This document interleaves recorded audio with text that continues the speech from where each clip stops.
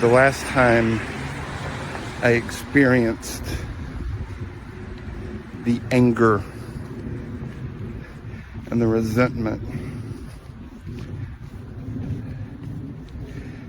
that I have been experiencing over the past few months, the last time I experienced this on such a deep level was 10 years ago.